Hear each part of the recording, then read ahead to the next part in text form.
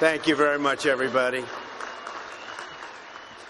And congratulations to the class of 2017. That's some achievement.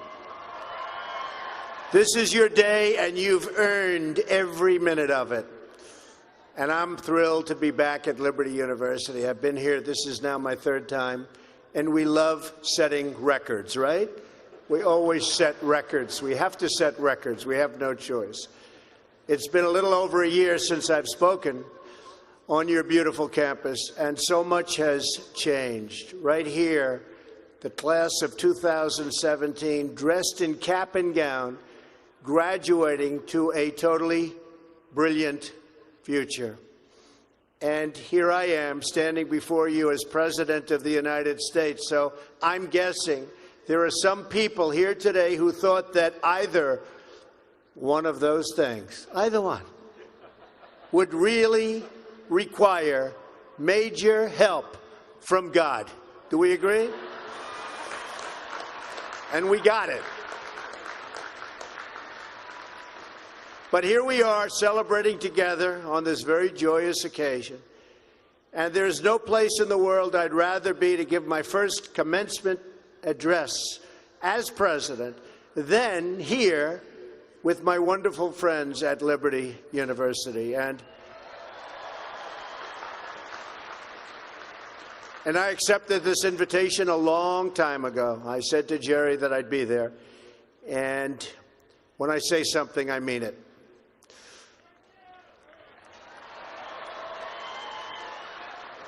I want to thank President Jerry Falwell and his incredible wife, Becky.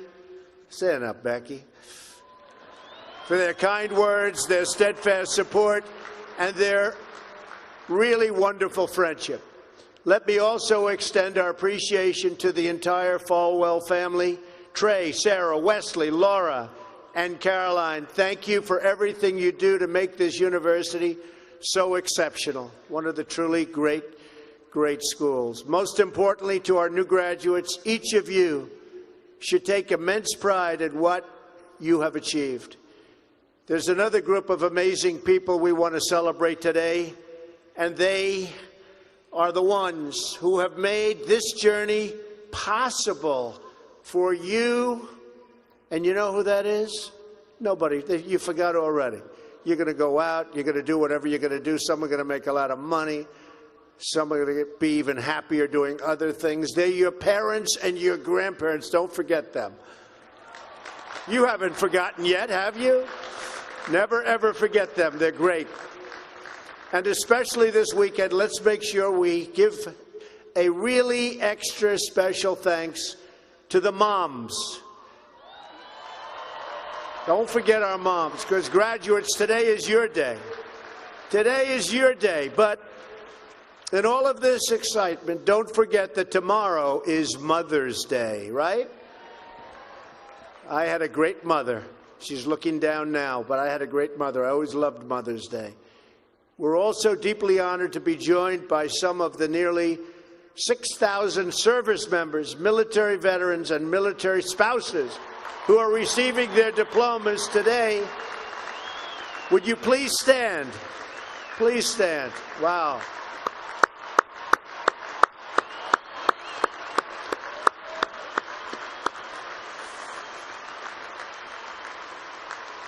That's great. Thank you very much. Great job. We're profoundly grateful to every single one of you who sacrificed to keep us safe and to protect God's precious gift of freedom. It is truly a testament to this university and to the values that you embrace that your graduating class includes so many patriots who have served our country in uniform. Thank you very much. To the class of 2017, today you end one chapter, but you are about to begin the greatest adventure of your life. Just think for a moment of how blessed you are to be here today at this great, great university, living in this amazing country, surrounded by people who you love and care about so much. Then ask yourself, with all of those blessings and all of the blessings that you've been given, what will you give back to this country and indeed to the world? What imprint will you leave in the sands of history? What will future Americans say we did in our brief time right here on earth? Did we take risks? Did we dare to defy expectations? Did we challenge accepted wisdom and take on established systems? I think I did, but we all did, and we're all doing it. Or did we just go along with convention, swim downstream so easily with the current, and just give in because it was the easy way, it was the traditional way, or it was the accepted way? Remember this: nothing worth doing ever, ever, ever came easy. Following your convictions means you must be willing to face criticism from those who lack the same courage to do what is right, and they know what is right, but they don't have the courage or the guts or the stamina to take it and to do it. It's called the road less traveled. I know that each of you will be a warrior for the truth, will be a warrior for our country and for your family. I know that each of you will do what is right, not what is the easy way, and that you will be true to yourself and your country and your beliefs. In my short time in Washington, I've seen firsthand how the system is broken. A small group of failed voices who think they know everything and understand everyone want to tell everybody else how to live and what to do and how to think. But you aren't going to let other people tell you what you believe, especially when you know that you're right.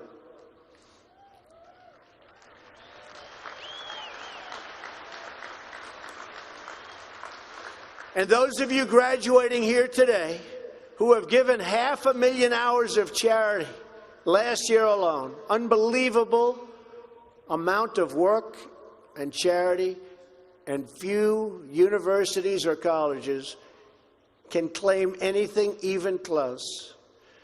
We don't need a lecture from Washington on how to lead our lives.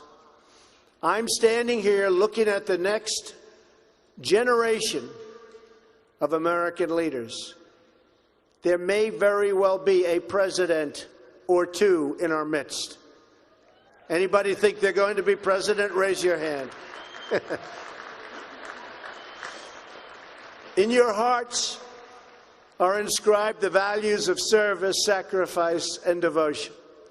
Now you must go forth into the world and turn your hopes and dreams into action. America has always been the land of dreams because America is a nation of true believers. When the Pilgrims landed at Plymouth, they prayed. When the founders wrote the Declaration of Independence, they invoked our Creator 4 times. Because in America, we don't worship government, we worship God.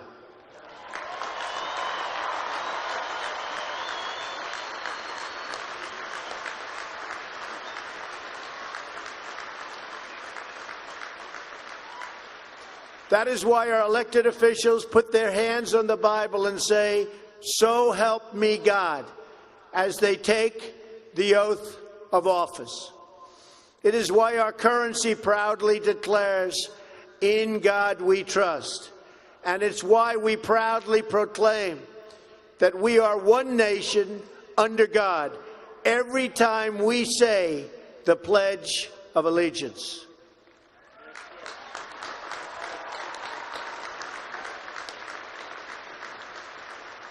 The story of America is the story of an adventure that began with deep faith, big dreams and humble beginnings. That is also the story of Liberty University.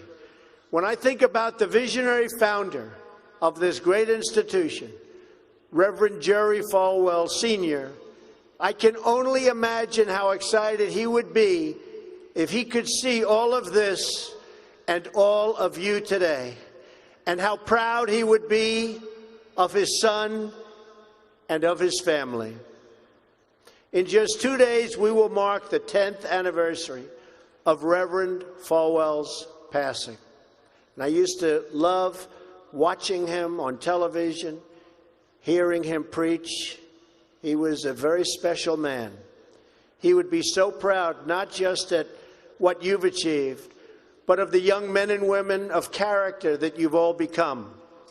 And Jerry, I know your dad is looking down on you right now, and he is proud. He is very proud. So congratulations on a great job, Jerry. Reverend Falwell's life is a testament to the power of faith to change the world. The inspiring legacy that we see all around us in this great stadium.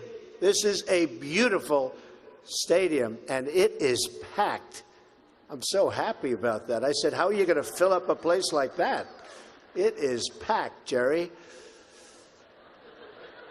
In this beautiful campus, and in your smiling faces, but it all began with a vision. That vision was of a world-class university for evangelical Christians. And I want to thank you because, boy, did you come out and vote, those of you that are old enough. In other words, your parents.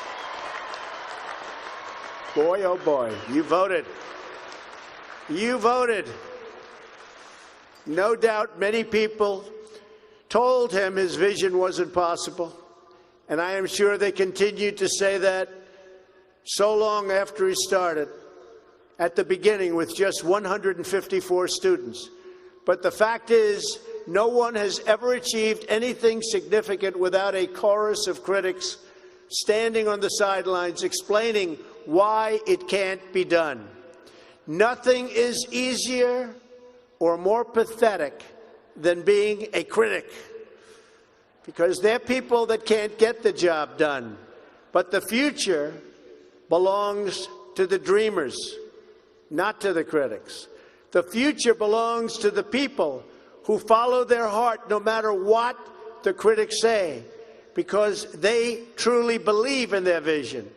At Liberty, your leaders knew from the very beginning that a strong athletic program would help this campus grow so that this school might transform more lives. That is why a crucial part of Reverend Falwell's vision for making Liberty a world-class institution was having a world-class football team, much like the great teams of Notre Dame. Great school, great place. In fact, Vice President Mike Pence is there today, doing a fabulous job, as he always does.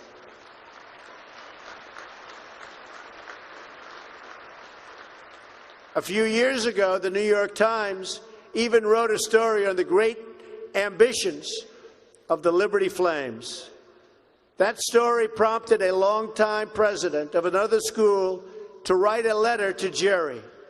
It's a letter that Reverend Falwell would have been very, very pleased to read.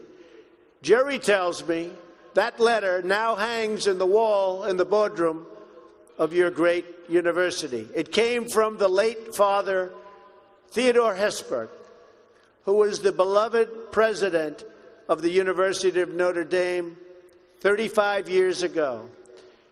Like this school's founder, he was a truly kind-hearted man of very, very deep faith.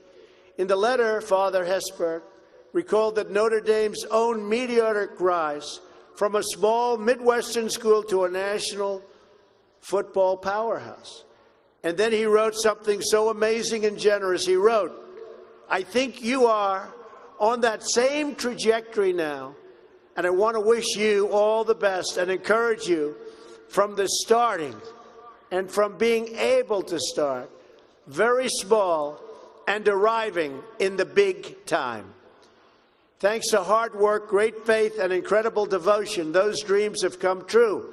As of February of this year, the Liberty Flames are playing in the FBS, the highest level of competition in NCAA football. Don't clap. That could be tough. Don't clap. That could be tough. I'm a little worried. I don't want to look at some of those scores here. Jerry, are you sure you know what you're doing here? Those other players are big and fast and strong, but I have a feeling you're going to do very well, right? From the most humble roots, you've become a powerhouse in both education and sports. And just wait until the world hears the football teams you'll be playing on your schedule starting next season. President Falwell gave me a list of some of those schools, the ones you're going to be playing 2018. Would you like me to read the names? Just came out. Would you like to hear them? I'm a little bit concerned. UMass, Virginia, Auburn. Jerry, are you sure you know what you're doing? Jerry, Auburn. I don't know about that, James. This could be trouble, Jerry. Rutgers, Old Dominion, Brigham Young, Army. I might be at that game. Who am I supposed to root for? Tell me. I don't know. That's a tough one, Jerry.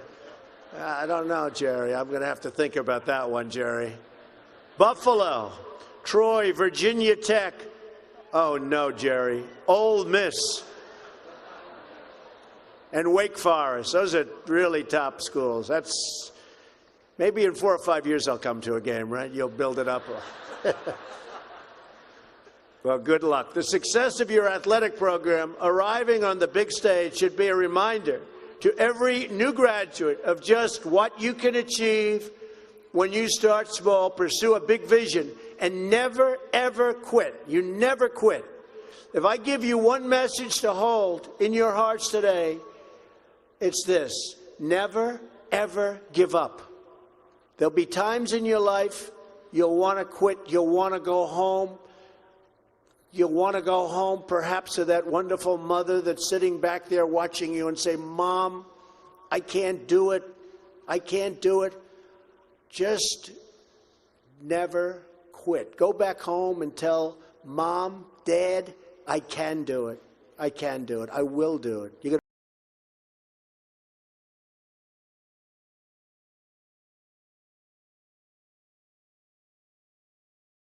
just never quit. Go back home and tell Mom, Dad, I can do it. I can do it. I will do it. You're going to be successful. I've seen so many brilliant people. They gave up in life. They were totally brilliant. They were top of their class. They were the best students. They were the best of everything. They gave up. I've seen others who really didn't have that talent or that ability, and they're among the most successful people today in the world because they never quit and they never gave up. So just remember that. Never stop fighting for what you believe in and for the people who care about you.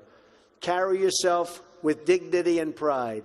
Demand the best from yourself and be totally unafraid to challenge entrenched interests and failed power structures. Does that sound familiar, by the way? The more people tell you it's not possible, that it can't be done, the more you should be absolutely determined to prove them wrong. Treat the word impossible as nothing more than motivation. Relish the opportunity to be an outsider. Embrace that label. Being an outsider is fine. Embrace the label, because it's the outsiders who change the world and who make a real and lasting difference. The more that a broken system tells you that you're wrong, the more certain you should be that you must keep pushing ahead. You must keep pushing forward. And always have the courage to be yourself. Most importantly, you have to do what you love. You have to do what you love. I've seen so many people, they're forced through lots of reasons, sometimes including family, to go down a path that they don't want to go down, to go down a path that leads them to something that they don't love, that they don't enjoy. You have to do what you love, or you most likely won't be very successful at it. So do what you love. I want to recognize a friend who is here with us today, who can serve as an inspiration to us all. Someone who doesn't know the meaning of the word quit. Real champion. A true champion. Both on the field, off the field. He's a Hall of Fame quarterback for the Buffalo Bills. Really a good friend of mine, an amazing guy. Jim Kelly. Where's Jim? He's here someplace. Where's Jim? Stand up, Jim. What a great man. Jim Kelly. He was tough.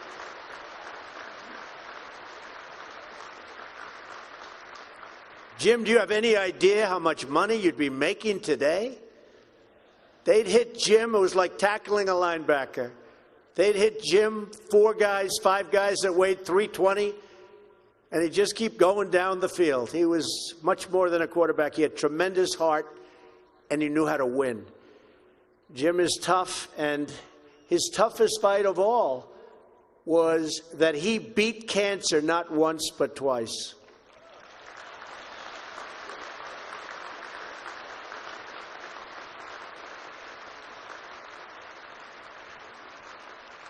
And I saw him and his incredible wife as they were in a very low moment.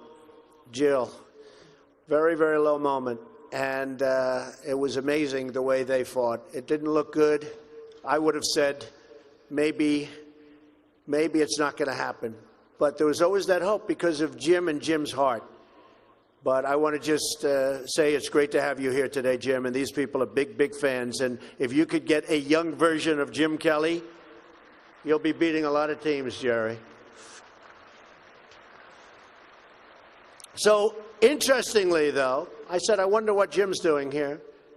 His daughter, Erin, crosses the goal line to you and today with you. So, Erin, stand up. Where are you, Erin? Where is Erin? Congratulations, Erin. Congratulations. Graduating from Liberty. Great choice. Thank you. Liberty University is a place where they really have true champions. And you have a simple creed that you live by, to be really champions for Christ. Whether you're called to be a missionary overseas, to shepherd a church, or to be a leader in your community, you are living witness of the gospel message of faith, hope, and love. And I must tell you, I am so proud as your president to have helped you along over the past short period of time. I said I was going to do it, and Jerry, I did it. And a lot of people are very happy with what's taken place, especially last week. We did some very important signings. Right, James? Very important signings. America is better when people put their faith into action. As long as I am your president, no one is ever going to stop you from practicing your faith or from preaching what's in your heart.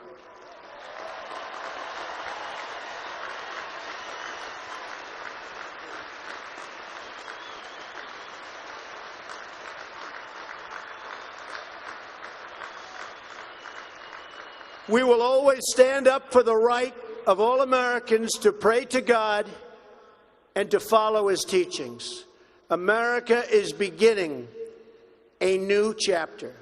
Today, each of you begins a new chapter as well.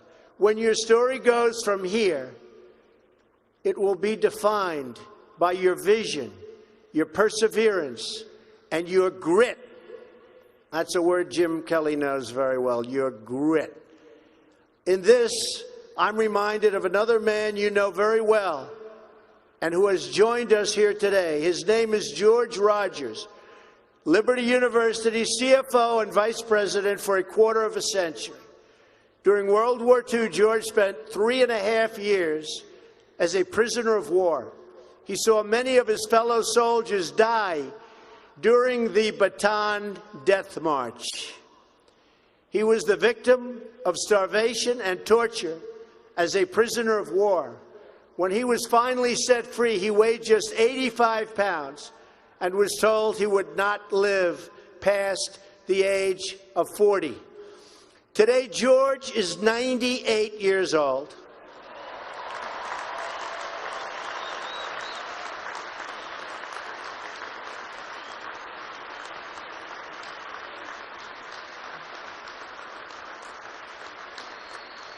Great.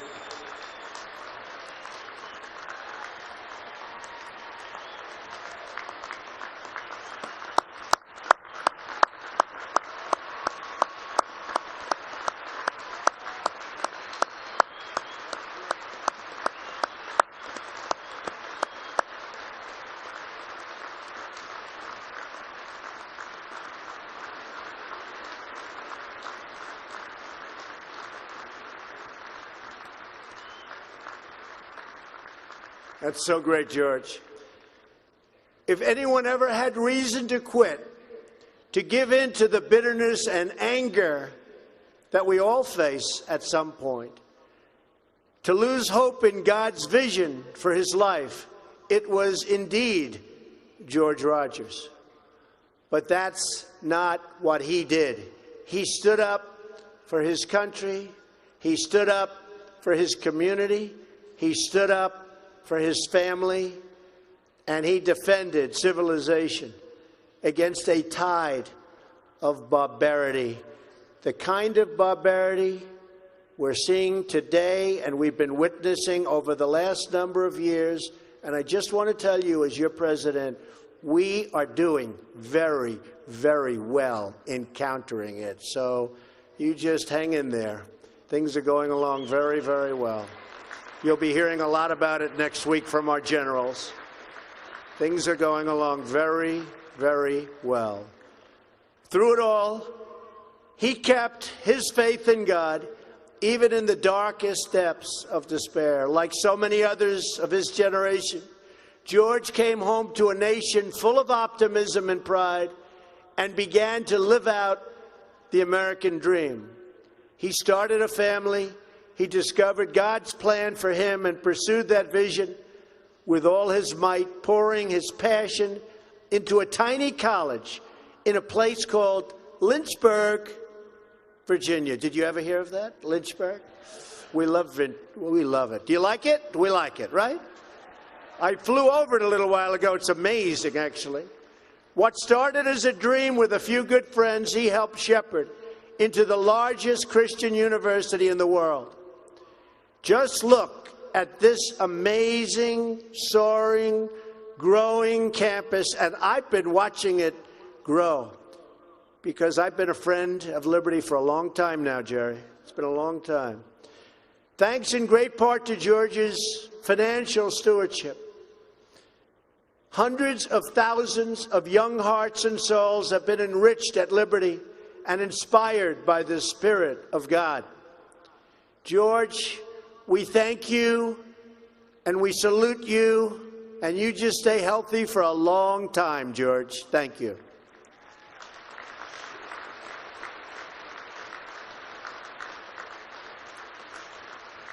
Now it falls on the shoulders of each of you here today to protect the freedom that patriots like George earned with their incredible sacrifice.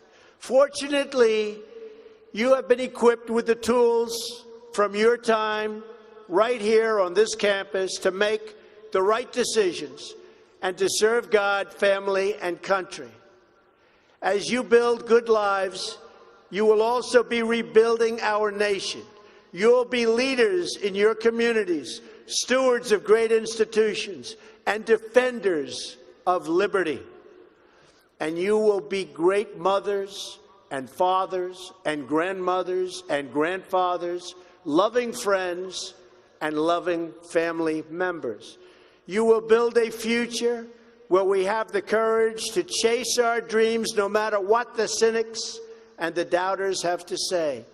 You will have the confidence to speak the hopes in your hearts and to express the love that stirs your souls. And you will have the faith to replace a broken establishment with a government that serves and protects the people.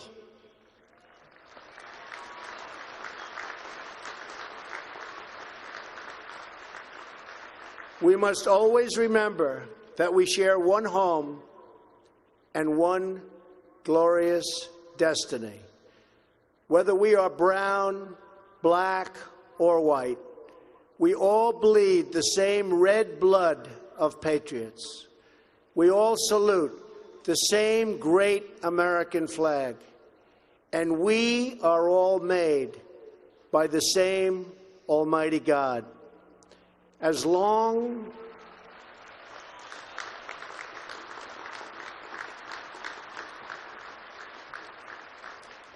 as you remember what you have learned here at Liberty, as long as you have pride in your beliefs, courage in your convictions, and faith in your God, then you will not fail.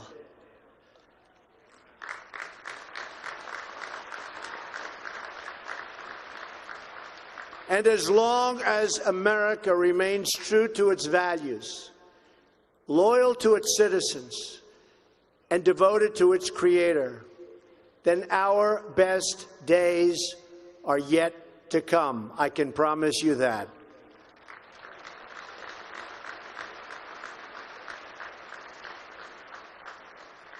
This has been an exceptional morning. It's been a great honor for me, and I want to thank you, the students. I also want to thank you, the family, for getting them there. And I want to thank and congratulate Liberty. May God bless the class of 2017. May God bless the United States of America. May God bless all of you here today. Thank you very much. Thank you.